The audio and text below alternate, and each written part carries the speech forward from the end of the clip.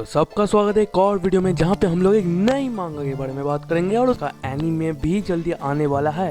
Yes, हम लोग बात करने वाले हैं डैन डैन के मांगा के बारे में। तो कहानी शुरू होती है एक लड़के और लड़की, यहाँ पे वो लड़का उस लड़की से पैसे मांग रहा होता है और बोलता है कि अगर तुम पैसे पे नहीं करोगी तो हमारी डेट तो यहीं पे खत्म हो गई। फिर वो लड़की उस लड़के पे अटैक करती है और वो लड़का उस लड़की को ही मार देता है। ये इंडिया में करके दिखाऊं। फिर वो लड़की जो है वो अपनी फ्रेंड्स के पास जाती है। एक्चुअली वो लड़की उस लड़के को डेट इसलिए कर रही थी क्योंकि वो लड़का पूरी तरह उस लड़की के फेवरेट एक्टर जैसा दिखता था। बहुत ही वियर्ड है। फिर वो क्लासरूम से निकलती है और दूसरे क्लासरूम में देखती है कि एक लड़का बुली हो रहा था उसी के क्लासमेट से। बट फिर वो लड़की उस लड़के के सामने बैठ जाती है जो बुली हो रहा था। पर फिर वो लड़की उस क्लासरूम से निकल जाती है और वो बंदा जो बुली हो रहा है वो भी आता है और हमें पता चलता है कि उस लड़के का नाम है मोमो आयासे। तो मैं तो यहाँ पे से मोमो बोलता हूँ। वो लड़का बोल रहा है कि मुझे पता है कि तुम किन चीजों में इंटरेस्टेड हो। वो लड़का एक मैगजीन टाइप कुछ दिखाता है जहाँ पे एलियंस और यूएफओ की बातें चल रही है। वो बोलता है कि तुम्हें ये सब पसंद है ना। बट मोमो बोलती है कि नहीं भाई, मुझे ये सब पसंद नहीं है। वो बोल देती है कि क्योंकि तुम एक नर्डी इंसान हो इसलिए तुम्हारे कोई दोस्त नहीं है। फिर छोटा सा पॉज आता है पर फिर मोमो उस मैगजीन को देखती है और उस नर्डी गाई को देखते हुए बोलते है कि मैं एलियंस में विश्वास नहीं रखती, मैं भूतों पे विश्वास रखती हूँ। और फिर उनमें थोड़ा सा झगड़ा होता है between aliens and ghost existence और फिर बेट्स लगती है कि जिनकी भी थ्योरी सच होगी वो जीत गया भाई। फिर वो दोनों अलग अलग लोकेशन पे जाते हैं। मोमो जाती है यूएफओ स्पॉट पे और अपना नर्डी गाई जाता है स्पिरिट स्पॉट पे। इनकी फिर बातें भी फोन में चल रही होती है। पर फिर हमें एक फ्लैशबैक दिया जाता है जहाँ पे मोमो अपने दोनों पेरेंट्स को खो चुकी है और उसके इस दुनिया में अब उसके पेरेंट्स हैं नहीं। वो बोलती है कि अगर उसके फैमिली के ऊपर कोई भी कुछ उल्टा पुल्टा बोले तो उसे बहुत गुस्सा आता है क्योंकि उसकी फैमिली में सिर्फ उसकी ग्रैंड माँ है। That's the story. और उसकी ग्रैंड माँ की कुछ सिक्स सेंस है। एक्चुअली उसकी ग्रैंड माँ एक साइकिक है और वो बोलती है कि वो भूतों पे विश्वास रखती है। तो अपनी मोमो भी भूतों पे विश्वास रखती है। और फिर हमें सीन दिखाया जाता है जहाँ पे उस नर्डी गाय के सामने एक बुढ़िया आ जाती है और वो कहती है कि और प्लीज देख लो भाई ये क्या लिखा है, मैं पढ़ नहीं सकता, मेरी वीडियो उड़ा दी जाएगी, प्लीज हेल्प योरसेल्फ। तो फिर वो नर्डी गाय देख के ये सब देख के भाग जाता है उस बुढ़िया से और उसे भी विश्वास नहीं हो रहा है कि ये हो क्या रहा है। पर फिर वो मोमो बोलती है कि वो टर्बो ग्रैनी है और अगर वो उस नर्डी गाय को पकड़ लेगी तो वो कर्स्ट हो जाएगा। पर फिर मोमो भी वहां से निकलने की कोशिश करती है पर कुछ अनजान लोग आते हैं और उसके कपड़े फाड़ देते हैं। ये हेंटाई कब से बनने लग गया। और उसे पकड़ के उसे नंगा करके, नहीं थोड़ा नंगा ही किया है, कपड़े थोड़े दिए हैं, तुम लोग देख लो। हमें पता चलता है कि वो एलियंस है और वो लोग प्लेनेट सिरपो से आए हैं। भाई सीधा बात, नो बकवास, इन्हें करना है मोमो के साथ इनकी स्पीशीज बढ़ाने के लिए। अब समझ लो भाई, मैं ज्यादा कुछ बोल नहीं पाऊंगा। बट जैसे ही वो कांड करने वाले थे वो नर्डी गाय आ जाता है because he is now cursed with turbo granny.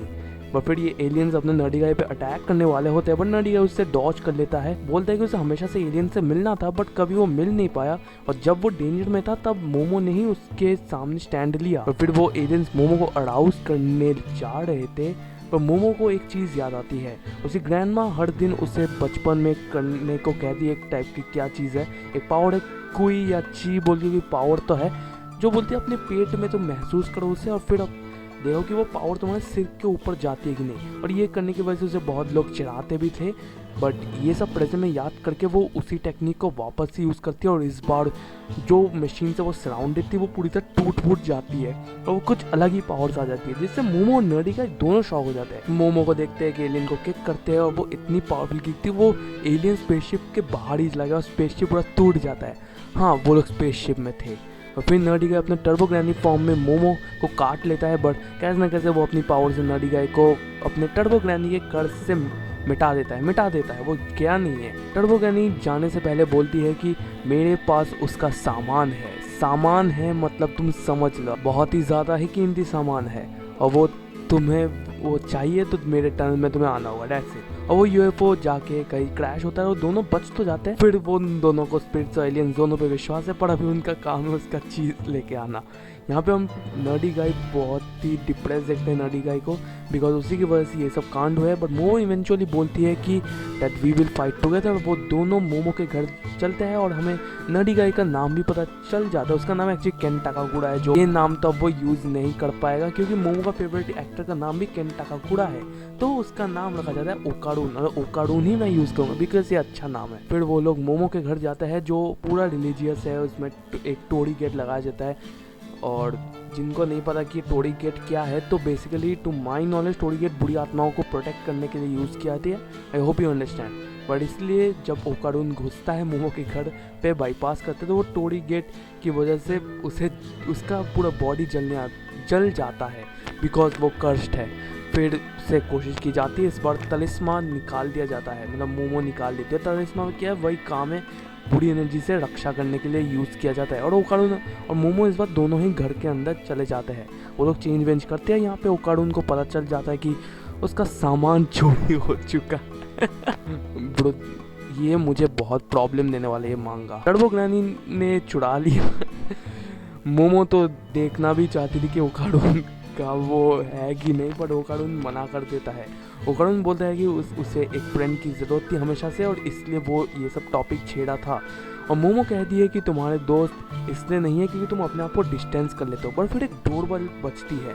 Momo ने आज तक कोई डोरबेल उसके घर में तो बजते हुए नहीं देखी है। वो ये भी बोलती है कि उसके घर में एक्चुअली 2 डोरबेल्स है, एक ह्यूमंस के लिए और दूसरे है इविल स्पिरिट। और फिर वो लोग पीछे के रास्ते से निकलते हैं। वो लोग एक ब्लैक मिस्ट के अराउंड सराउंड हो जाते हैं पूरा।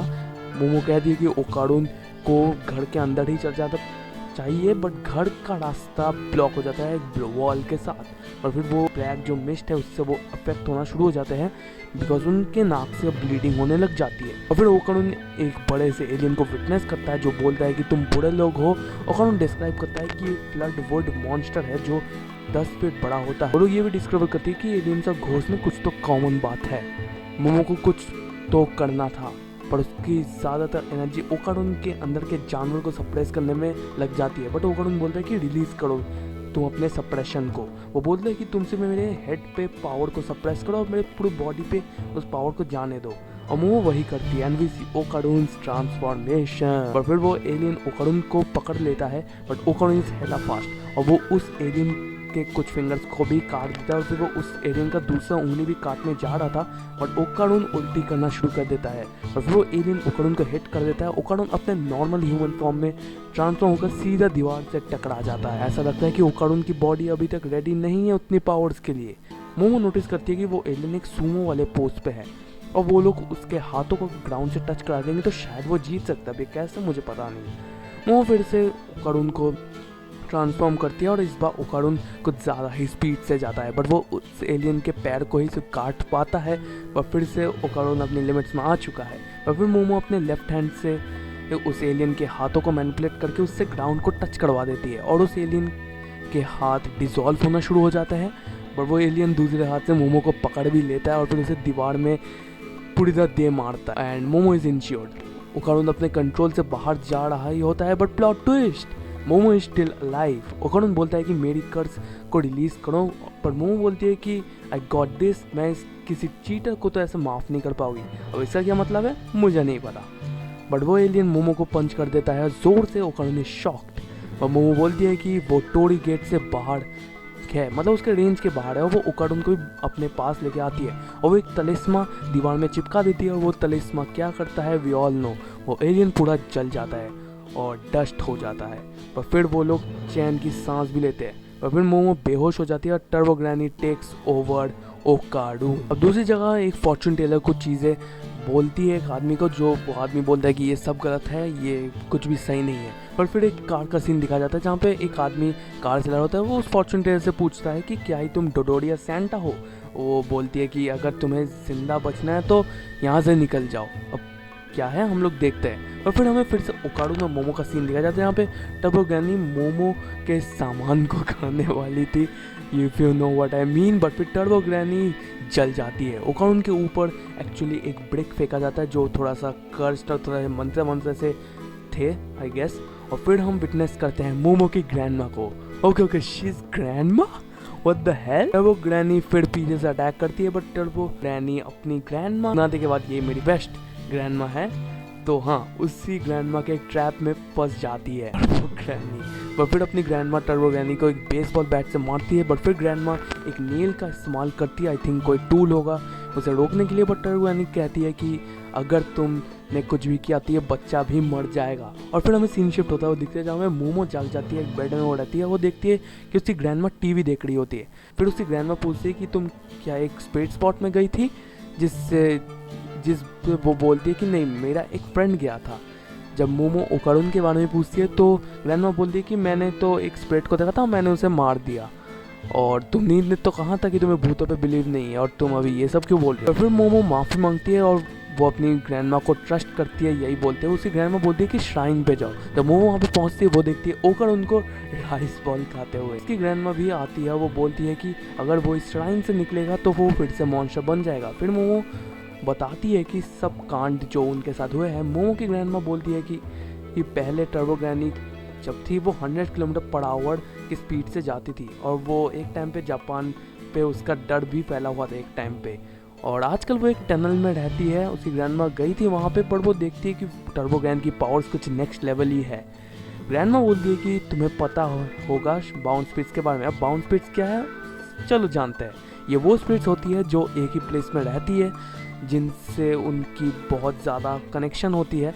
वहाँ पे उनकी जो टेरिटरी होती है उनमें उनकी बहुत ज़्यादा ही पावर होती है, और उनके टेरिटरी में लड़ना बहुत ज़्यादा हार्ड है। और ग्रैंडमा बोलती है कि किसी बाउंस स्पिरिट वही के किसी बाउंस स्पिरिट ने शायद टर्बो ग्रैनी के साथ फ्यूज़ हो चुका है, और and whatever I don't know ये क्या होता है, but Momo wants to help Okarun, क्योंकि ग्रैंडमा बोलती है कि उसे बचाना तो मुश्किल है। ग्रैंडमा बोलती है कि अगर तुम इतना ही जिद कर रही हो देन उसे एक टैग गेम खेलने के लिए बोलो, मतलब टर्बो ग्रैनी को बोली जाती है। ग्रैंडमा एक्सप्लेन करती है कि टर्बो ग्रैनी को उनके पैरों पे बहुत नाज है, उनकी स्पीड बहुत ज़्यादा है, क्योंकि टर्बो ग्रैनी है ना, तो अगर तुम उनके एक रेस के लिए चैलेंज करोगे तो वो मना तो नहीं करेगी। तुम्हें ऐसे भागना होगा जिससे तुम टर्बो ग्रैनी को किसी तरह शोनो सिटी के बाहर लेके आओ, क्योंकि बाउंस स्पिरिट की लिमिट शोनो सिटी तक ही है, और उसके बाहर अगर तुम जाओगे तो टर्बो ग्रैनी कमज़ोर हो जाएगी और उसे हराना थोड़ा इजी हो जाएगा। मोमो बोलती है कि कोई चाम वगैरह नहीं है ये सब करने के लिए, तो उसकी ग्रैंडमा बोलती है कि नहीं भाई, सबका एक टेरिटरी होता है, और मेरी टेरिटरी इस जगह पे है, मैं वहाँ पे अपना जादू टोना नहीं कर पाऊंगी।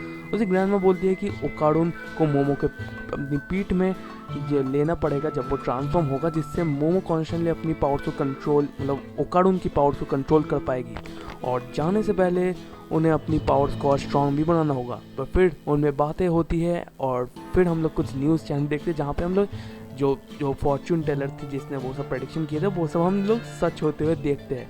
मतलब समझ में आ गया वो फॉर्च्यून टेलर और कोई नहीं, मोमो की ग्रैंडमा थी। और यहाँ पे चैप्टर खत्म हो जाता है, वीडियो भी खत्म हो जाती है। तो मिलते हैं अगली वीडियो में, तब तक के लिए गुड बाय। और मैं इस मांगा को कवर करने वाला हूँ।